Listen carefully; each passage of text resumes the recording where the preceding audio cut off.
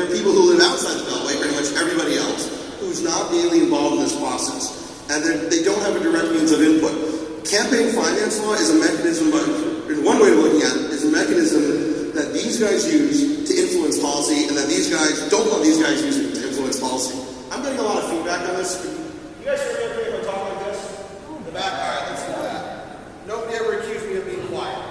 So that's the outsider-insider economy. Similarly, you have an economy between challengers, and I'm going to have to abbreviate, and incumbents.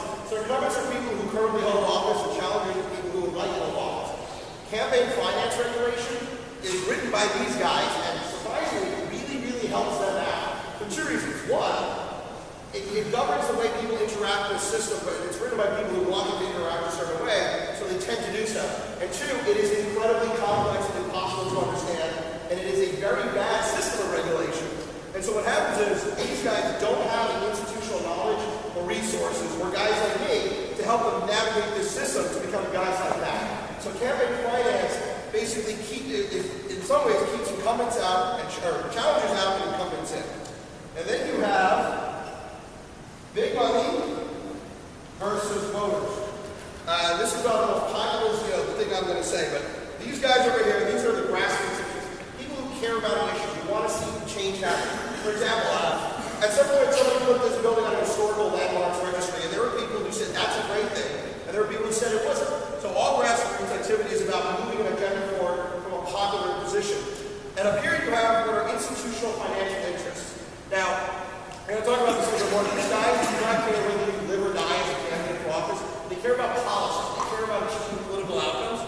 And so for them, this is the system that allows them to influence policy on an ongoing, regular basis.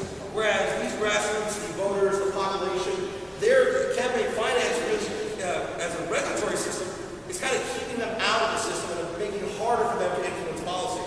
And then lastly, you have the liberty interest versus status interest. Anybody here thinks they're a libertarian, by the way? Not just because you're smoking pot, but actually because you're a political libertarian. Not a single. All right, we got a hand. And so the liberty interest is interest in free speech. It's that your rights come from you or inherent to you. They don't come from the government, and you should be able to be free to speak as much as you want. On the flip side is the status interest, which says that the state is the determinant of your rights and what rights are yours, and how you're allowed to exercise those rights. And the state can regulate that activity. These are diametrically opposed models. And campaign finance and the system of law is designed by these guys to regulate these guys and keep them out of that system. And so this is a framework that I like to look at this in. I'm not saying I'm right, I'm not saying I'm wrong. It's actually very poorly drawn. But this is how I like to look at campaign finance, because I find that as I look at all the cases and the work that's going on, the changes in the law, this dichotomy, this series of dichotomies, really helps you understand the interests at play. So the next piece I want to talk about is something I call moments of time. Elections happen once every 2 years, 6 if you're a senator, primaries maybe. Elections are moments of time, and we build up to these things and we get very motivated and excited as it happens, and then they're done. And for the rest of the year, or the 2-year election cycle, is when policy gets made. It's when folks on the Hill are talking about HR 173 and or the act to preserve the sea slug or whatever. Policy and law and policy making is happening constantly, completely apart from the electoral time frame and what people's motivation and emotions in law are in elections. And this really matters because a lot of these guys, grassroots folks, they care about elections because they're finite moments of time with increasing urgency as they approach, and this matters to them. These guys don't care about elections. Financial interests care about policy. They care about a regulatory environment that is more favorable to them than not. If you're in the regulatory community, this is a wonderful thing because you care about regulation. Whether it's your regulation or other regulations on just about anything else, the ability of the state to regulate is essential for the state's ability to regulate. So they need to be able, and it sounds kind of silly, but their ability and to regulate and to make law and to govern all the things that you do in any context furthers the state's general authority to do so.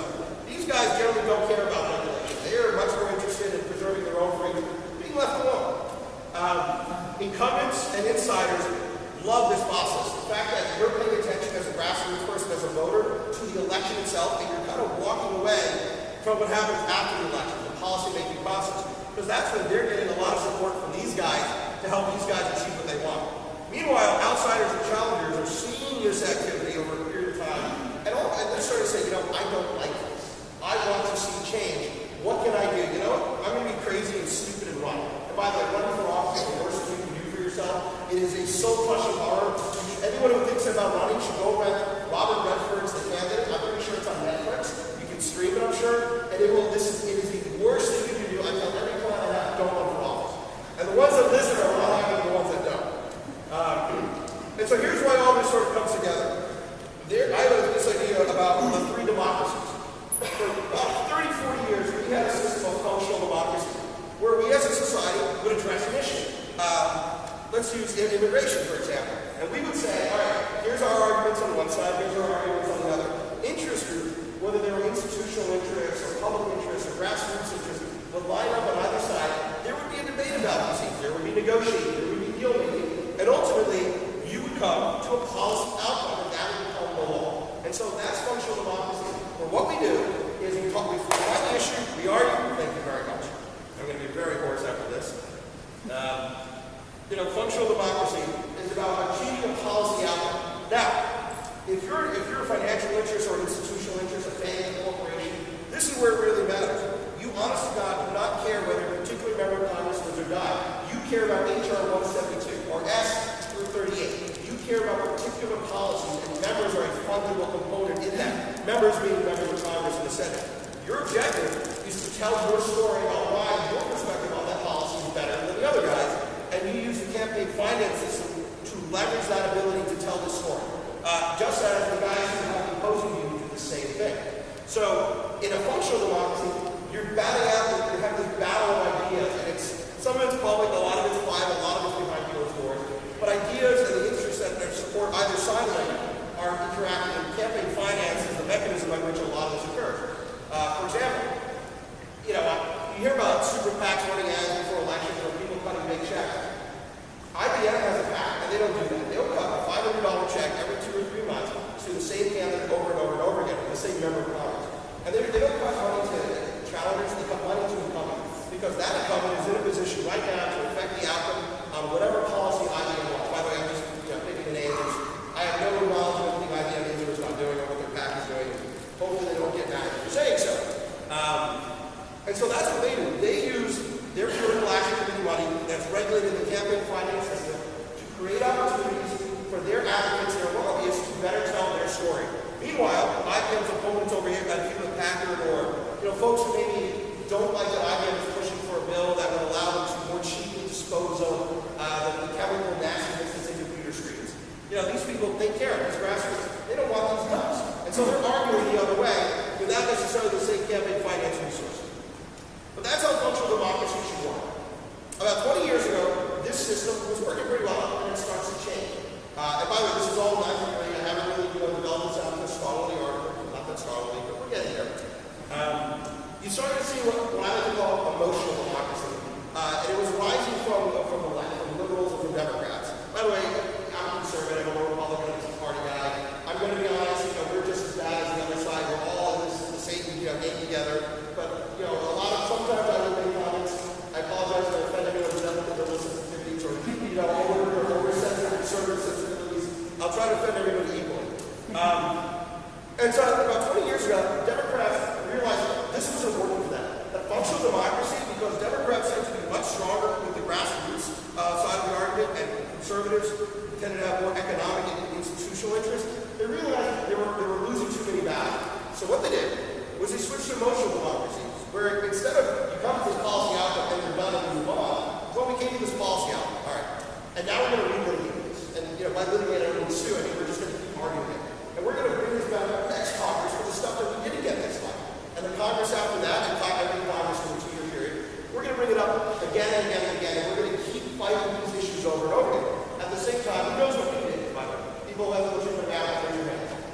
Do you know that this is the most effective political organization in the history of time, and they have never achieved a single thing?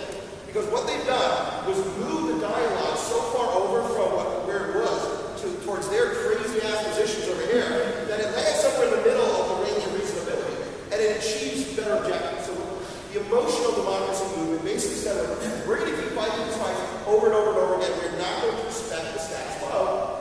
And we're going to go out there and we're going to argue for positions that we don't think are great. We're going to support the group of those guys who argue these kind of crazy positions because it moves the ball over. And that is a hugely important thing.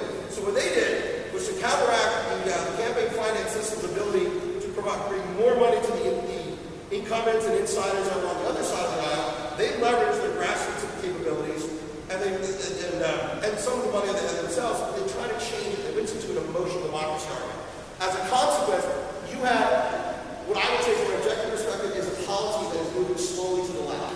And because functional democracy is about compromising between positions and reaching an point that we can all live with, you kept compromising and compromising a little more this way. And then you have the emergence of what I'm going to call principal democracy around 2009. And for this we think our dear friend Rick Santelli, who I've never met, but I hear he's a great guy. The Tea Party is the emergence of principal democracy. And quite frankly, the Tea Party, the grassroots conservatives have figured out emotional democracy first. It would Democrats who would do this the exact same thing. Principal democracy is a response to emotional democracy. And it basically says, no, we have our principles. This is the line we will not cross. You have to be on this side. And we are going to enforce ideological purity over here. And that's what the Tea Party in a lot of ways is. And by the way, these are my clients. I work with these guys, the candidates, the organizations. These are groups that are very focused on an ideological line, and you cannot cross it. There's no compromise on the side. And you talk about the dysfunction in Washington. Think about it from the perspective of a functional Democrat, or sorry, a functional democracy person, not a Democratic Party person. Boy, why can't we just compromise it? Why can't we agree? Well, the reason is because we've been compromising. One side feels like we've been compromising so much with the other side that enough is enough. We've gone too far. And that's the mentality that drives a lot of these folks. Now, the Tea Party, of course, is your typical outsider. They're all grassroots. There is no big money in the Tea Party movement. It is very much a grassroots-driven, ground-up enterprise. In 2009 and 2010, you had that winning election. And that was a response to this emotional democracy, this principled democracy standing up. And again, I'm using these terms to describe the movement, but I genuinely believe you can flip it around and bring that emotional democracy on the right and the principled democracy on the left, because it's a principled democracy. It's just a counterpoint to the emotional democracy strategy. So it doesn't really matter whether it's a Democrat or Republican, it just happens to have worked out this way. And who knows? Now you're going to probably start seeing the pendulum swing back the other way, because the principled Democrats are now becoming the emotional Democrats, and the guys who used to be emotional Democrats are now going their line. And so you're separating out these sides and making it harder to compromise, and it just keeps going back and forth. And so the Tea Party emerges. These are guys who they're outsiders. They're challenging the status quo. And the campaign finance system, what it basically did for them was make it harder to do it. And it's kind of crazy because they won an enormous number of seats in 2010. 2010 was the greatest turnover wave election I think we've had in our history. Less than 20% of Congress for instance. That's just the reality. So the biggest wave election was still relatively, a small chunk of the overall population. Because the way this system benefits incumbents and insiders through institutional resources and the status regulations that create this model.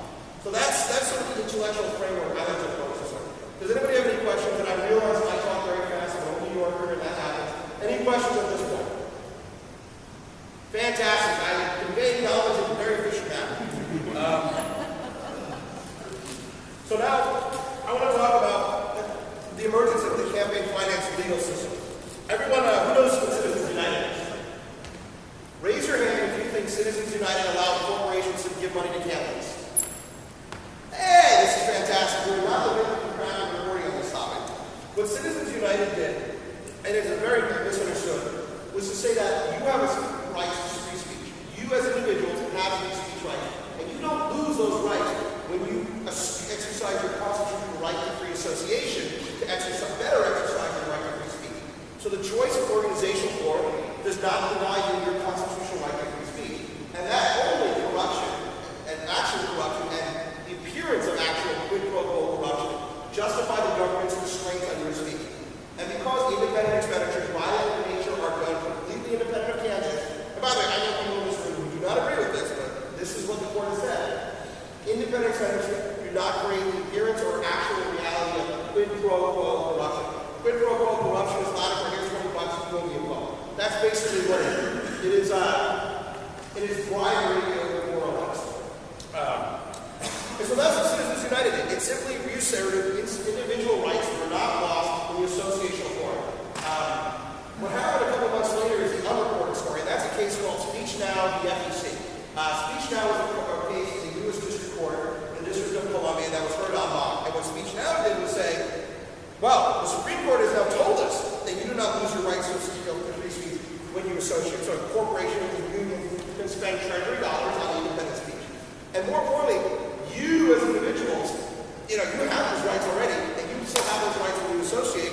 So yeah, you can have an independent only political action committee, and you can start a super PAC. So Citizens United did not create super PACs. Speech Now created super PACs. And that's, the reporting isn't that sexy or interesting. It's a lot easier to talk about, how bad Citizens United is, what an evil thing it is. And that's not.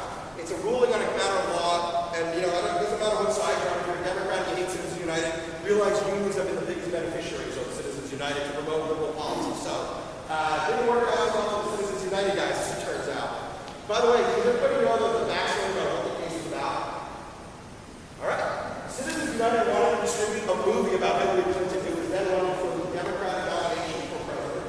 And they were warned that if they did, they would get prosecuted for violating the certain electioneering communications law. That's the origin of this case. Is that they wanted to do something to prevent Hillary from becoming the next president of the United States. And I don't think it did them that much good in 08. It sure as heck is helping them out right now. Whereas a consequence of Citizens United, Speech Now, ready for Hillary, the PAC is out there with millions of dollars, and it's a massive, very large chunk to help Hillary's presidency. So, the law of unintended consequences, this is why campaign finance can be a lot of fun. So that's what Citizens United did, that's what Speech Now did. You have individual rights, you have associational rights. You're allowed to engage in these activities unless there is unless there is quid pro quo corruption, or the appearance of quid pro quo corruption. And then you have a little notice case called Kerry v. FEC that came after this. It was a couple months after Speech Now that my firm filed an advisory request with the Federal Election Commission, saying, hey, I can have this traditional political action committee here that allows me to raise up to $5,000 from individuals, only individuals, and contribute money to candidates. And I have this new thing called super PACs. By the way, that comes from Eliza Newland Hardy over at where's she got roll call, and I'm supposed to give her credit every time I use that term, otherwise she comes after me for royalty.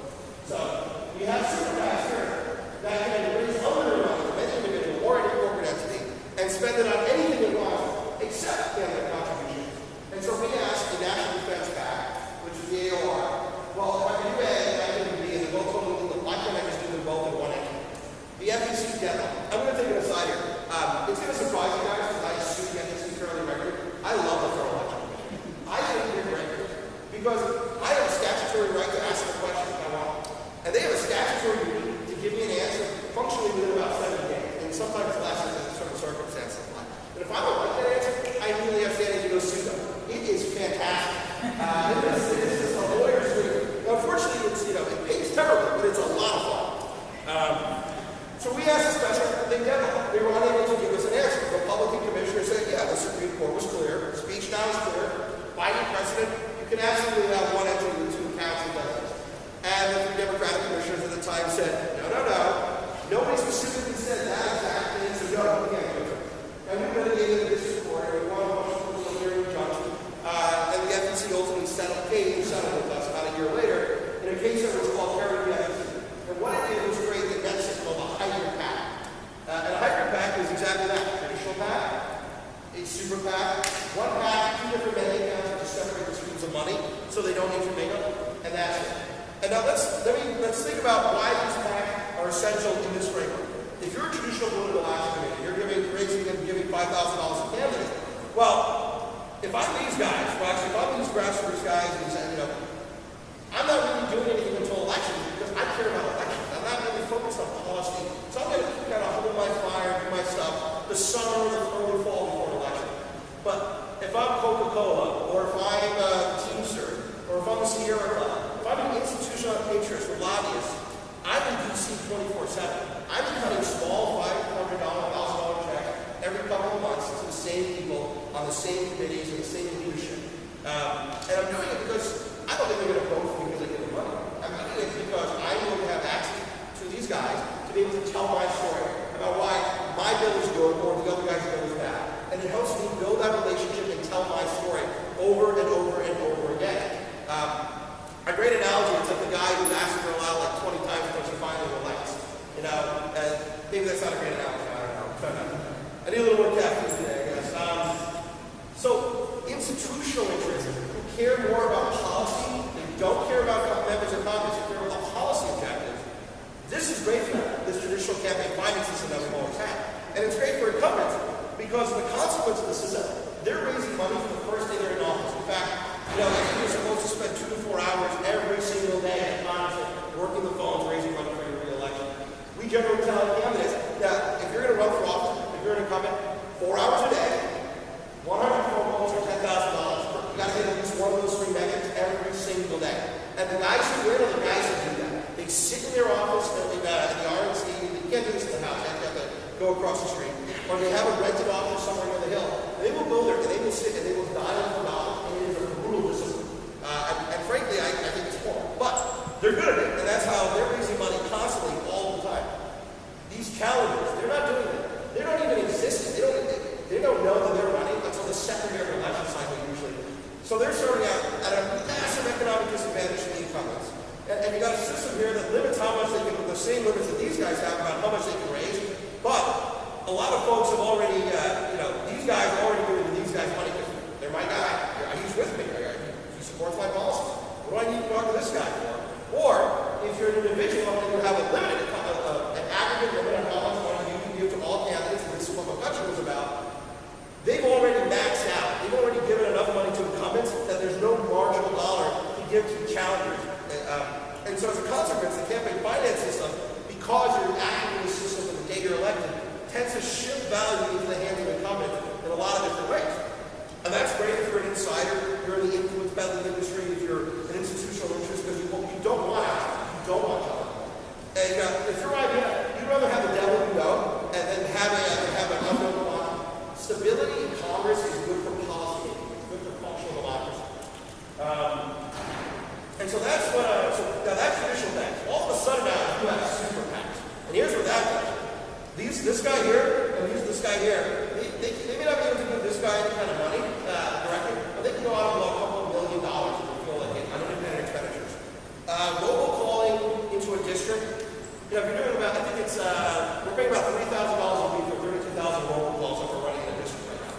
That's not a lot of money to get a political effect. And that's something these guys can do over and over and over again to support challenges based on ideological grounds. Remember, these guys don't like this guy here. If you're an outsider, you don't like this guy, this Congressman Smith, who's giving you, who's backing a policy or an idea. You don't like the Congressman Smith. Congressman Smith is a very bad man.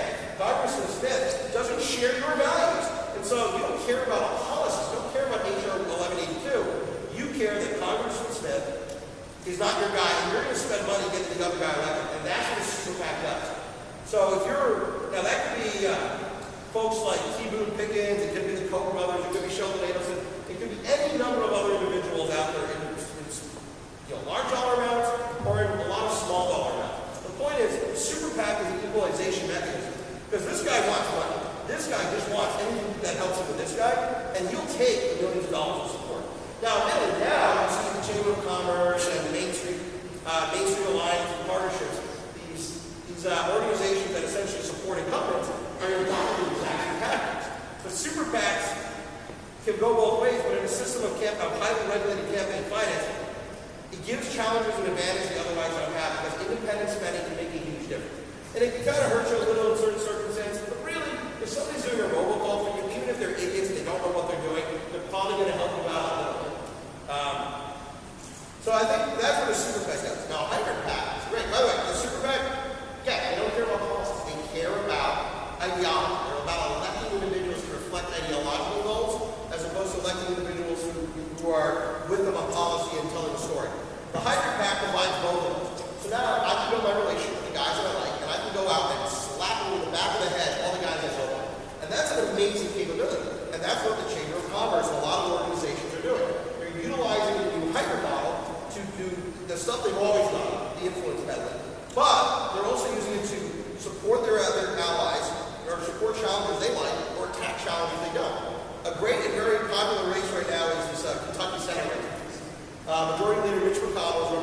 Pat Bevin, who is quote-unquote the Tea Party darling, not any of my Tea Party clients, but whatever. Bevin has been the beneficiary of a tremendous amount of money, both from the grassroots nationwide and from independent expenditure. And this is great for him because the guy didn't have a shot in heck before. Now he's only 30 points out of, away from being in the league. So that's easily surmountable. But because you have a family finance system that kind of challengers out, unless they were deep pockets on their own, Bevin would not have been able to raise the kind of money and generate the kind of support he's raised and achieved without outside players who had a problem with this incumbent on ideological grounds. And, there's a lot of personal politics here. They just don't like Mitch McConnell. And so Bevin now is the beneficiary of the changes in the campaign finance system. But at the same time, McConnell is also benefiting from ads that are being run by allied organizations, by groups that like him, like by the Chamber of Commerce and other organizations. So Bevin's finally, people like Bevin, the outsiders, are able to make races more contested, but the benefits are starting to flow both ways. So that's what Kerry BFSC did, was create the hybrid pack that has evolved this model. And then the last case, our big case, is McCutcheon BFSC. So I think you guys all, I'm a big lawyer, blah, blah, blah. My role in McCutcheon is great. I'm not the architect of the case, I'm kind of like the general counsel. My job is to bring all these people together, the other attorneys involved, the client, the individuals, the party, and to help guide the resolution of the case in the way we like. And it was a very big deal, and it's a big deal for all the reasons that aren't being covered in the media. When you read about this story, the story is, millionaires and billionaires, they're going to buy elections, they're going to cut $3.5 million checks, and blah, blah, blah. It's total nonsense. This case is important for one primary reason. The Supreme Court, in its majority opinion, has once again flatly said that actual corruption, or the appearance of actual quid pro quo corruption, are the only grounds that justify restraining your rights of free speech. And they did so because, and I love this point here, your rights are inherent to you. They come from God or from nature or are part of the foundation of our nation. It doesn't matter why. They are your rights. And the government does not get to limit those rights because it chooses to. The government of the day cannot simply restrict your freedoms. That is an unbelievably powerful idea. It is the foundation of this country, and it is a great bit of language that is going to help a lot of cases from my side of the aisle, pushing back against government regulations that are unreasonable. And that's what McCutcheon basically said, that you have rights. In McCutcheon BFSC particularly, Sean McCutcheon wanted to cut checks for $1,776, a whole bunch of candidates. That is well within the $2,600 base limit to any individual candidate. And if you cut the number of checks that he wanted, he would have exceeded this bizarre aggregate limit that says, essentially, you can only give $2,600 to any candidate per election, but only $48,600. By the way, these numbers are weird, but they're inflation adjusted every 2 years, which is why they sound weird. Only $48,600 all federal candidates. Because the theory that the government argued was, if you gave a maximum contribution of $2,600 in the primary and $2,600 in the general to 9 candidates, only legal, and you did it to a 10th guy, you're wrapping up the error. And that's a little nuts. And that was the argument that we raised, or rather, that was the argument the FTC put forward. And we said, no, that's a little silly. And nobody's getting more than the amount they're legally allowed to accept under the base limits. And then more agreed. Now, McCutcheon is great because one, I mentioned earlier, it allows the marginal dollar to flow. So if I'm a guy with money, by the way, it's true. This is only going to affect a very nominal number of people. I think there's less than 1,000 people that came within 90% of the aggregate limit to